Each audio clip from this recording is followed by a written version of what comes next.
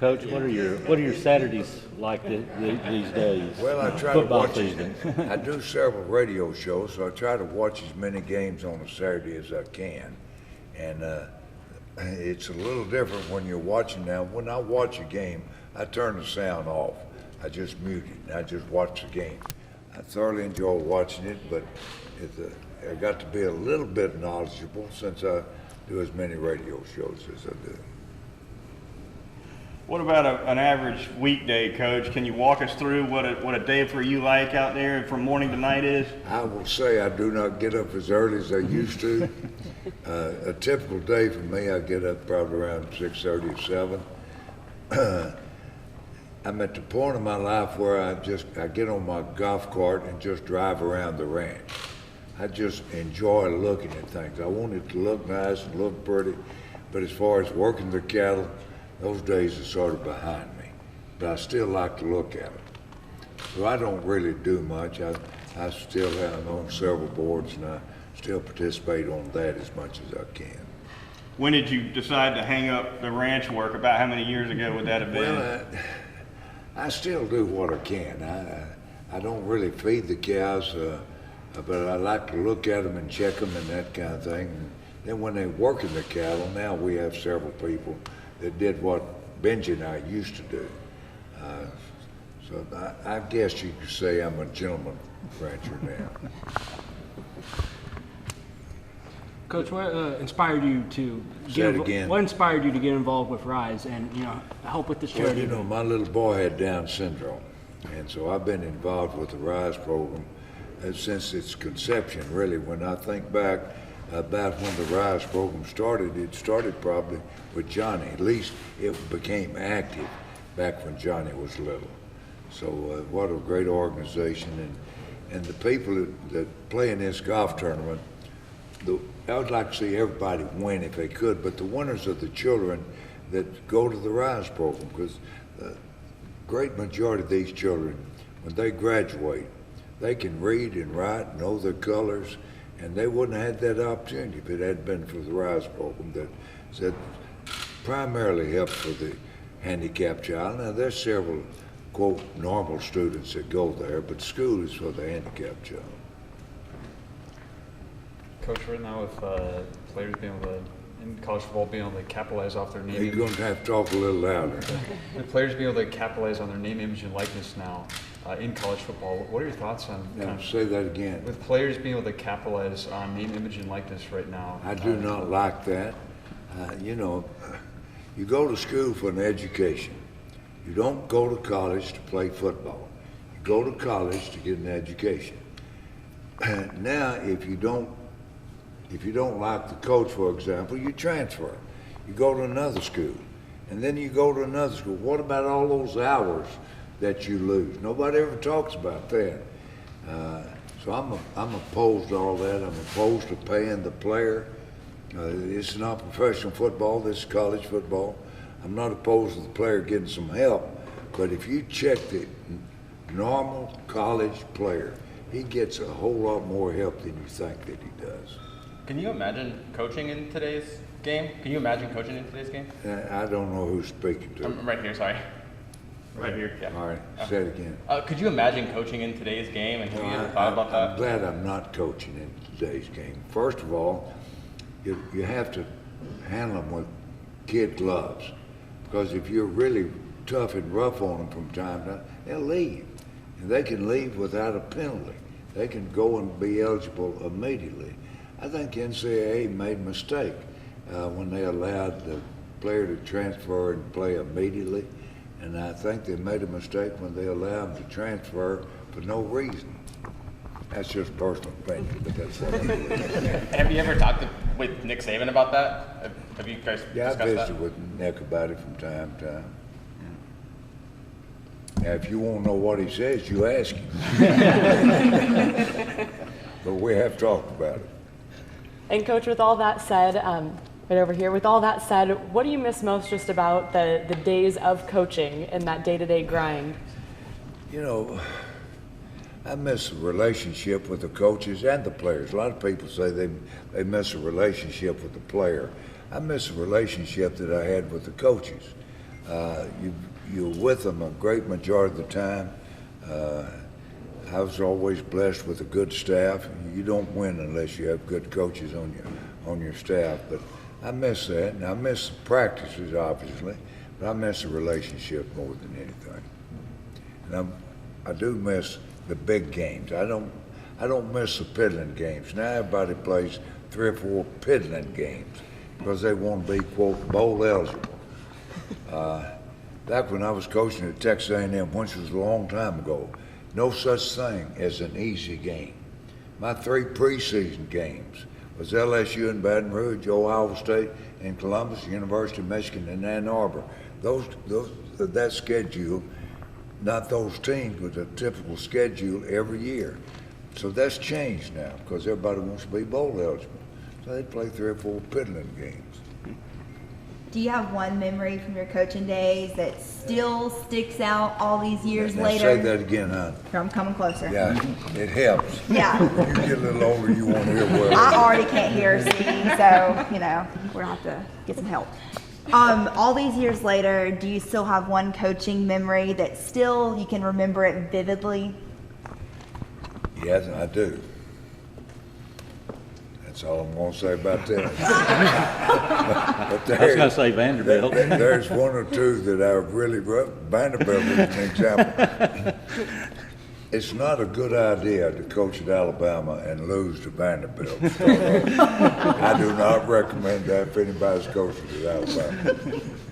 But I've got several memories, and one of them involves LSU in Baton Rouge. Probably the worst penalty I've ever received when I was coaching. We had the ball on the 1-foot line, and we were behind 2 points. We had the ball on the 1-foot line. So we're just going to run a play. If we don't score, we're going to kick a field goal. The player, this was when I was at Texas A&M, and playing LSU in Baton Rouge at night was a tough chore, really. But anyway, the player ran, and he started running for a touchdown, and he fumbled the football. Football goes right over the pylon, just right over. The rule being that it went off over this side is my ball on the 1-inch line. If it went over the goal line, is LSU's ball on the 20. Now we're playing in Baton Rouge, so you can imagine the result. But anyway, they were in the huddle. Charlie McClendon was coaching at LSU at that time, and he was in the huddle with the official. I couldn't get it, brother, on the other side of the field. After about 15, 20 minutes, they gave LSU the ball on the 20. So that's probably the worst, not penalty, but worst thing that ever happened to me in a game when I was coaching. How about your best memory? Your best memory? Well, I've got lots of good memories, but you have a tendency to remember the bad ones. Every win was a big win. When you're coaching at Alabama, it doesn't make any difference who you play. If you win, it's a big win. But I have to think back when we won the championship and was playing for the national championship. We were the underdog, and yet we won the game. And that was, if I had to just pick one victory, that would probably be it. And Coach, with all these changes in college football, what Coach Saban has been able to do here with Alabama, what are your thoughts on that, watching that journey? He's done a remarkable job. There's no question about that. But first of all, it's probably been 20 years since Alabama has been an underdog in any game. They're the favorite. So that says that they've done an outstanding job of recruiting. Now, if you've got good players, and they're well coached, that's a tough combination to beat. And Alabama does an outstanding job of picking the players that they wanted. Now, when they compare Coach Bryant with Coach Saban, I don't think that's a fair comparison. When I worked for Coach Bryant, he wanted a player that grew up hating Auburn. I'd say the player now doesn't even know where Auburn is. You know, they're from all over the country. But when Coach Bryant was coaching, the players primarily were from the state of Alabama, maybe a few bordering states. So you can't compare them. Both of them were outstanding coaches, have great records. Nobody will ever match Coach Saban as far as his win-loss and what all he's been able to accomplish. But at the same time, Coach Bryant was an awfully good coach. I've been blessed in my coaching career. I just worked for two people. I worked for Coach Bryant and then Coach Landry. Coach Landry, in my opinion, was the best in professional football. Coach Bryant in those days was the best in college football. What coaching philosophies do you think Nick Saban shares with yours? Well, not a whole lot other than I think he probably leans a little toward defense rather than offense. His team's always superbly prepared defensively. Now, they're good offensively too. But in this day and time, in order to be good offensively, you got to have a good quarterback. Back when I was coaching, you had to be good defensively, not necessarily offensively.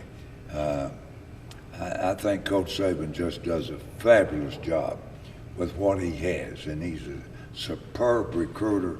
And when you look at the end of the year and you're analyzing who has the best football teams, who has the best recruiting year in, year out, it's Alabama. It's because of Coach Saban too. This is the 30th anniversary of the 1992 undefeated national championship team. What made that team so special? Say that again now. This is the 30th anniversary of the undefeated 1992 national championship team. What made that team so special? Well, first of all, we stayed healthy. You know, everybody played the first game, played the last game. That's awfully important. You can have a good football team and you can lose 2 or 3 key players and you're not quite as good as if when you had the players. So you've got to stay healthy. You've got to win the close games, and you've got to have some oneness on your team. And my team that won the national championship, there was not any selfish players. You know, you look at a player now and he makes a play and it's look what I've done. Back when I was coaching, best I remember, we didn't have any of that because it was the team that was important. Now it's the individual that's important because he's going to be able to generate a certain amount of income himself. I think that's going to hurt the team. Here I'm an offensive guard and I block for somebody that generates a certain amount of money. Well, he wouldn't have made all that money if I had blocked for him. Somewhere along, we've got to appreciate the guy that blocks for the runner. And otherwise, we're going to have some problems in college football. Is the ring you're wearing, is that from the 1992 team or is that from a different team? No, this is the national championship team. 92? 92, yeah. Do you keep that on your finger pretty much full time? That's the one that I wear most time. I've got several rings, but that's the one that was a biggie when I was coaching in those days. You know, if you're going to be a successful coach in college, you want to win the national championship.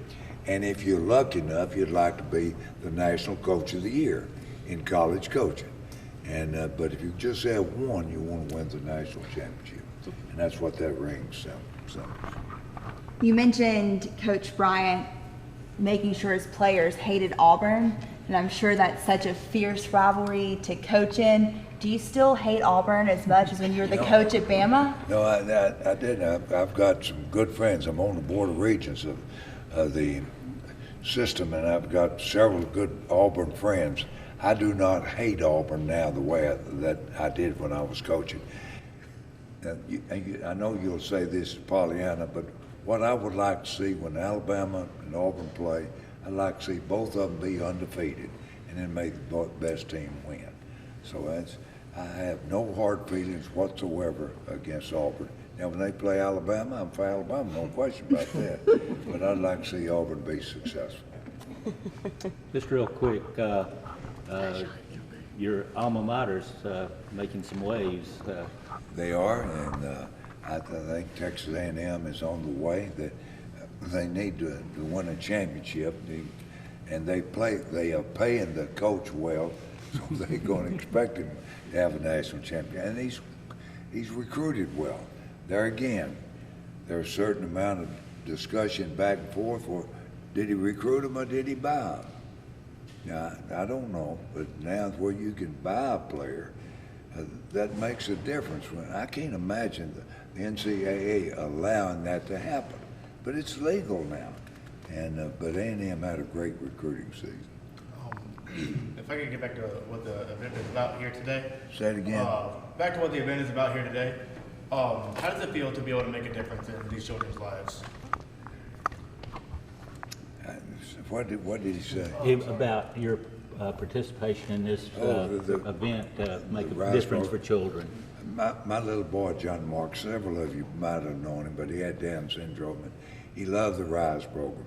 In fact, Cedric Burns right here would pick him up after school and take him to the RISE program nearly every day, and he would eat with Linda Knowles, who was my secretary at that time. She didn't run the RISE program, but she was very familiar with it, and what an outstanding facility it is. Those people, I'd like to see everybody here on the team win, but the real winners is the RISE program, because the money goes to the children.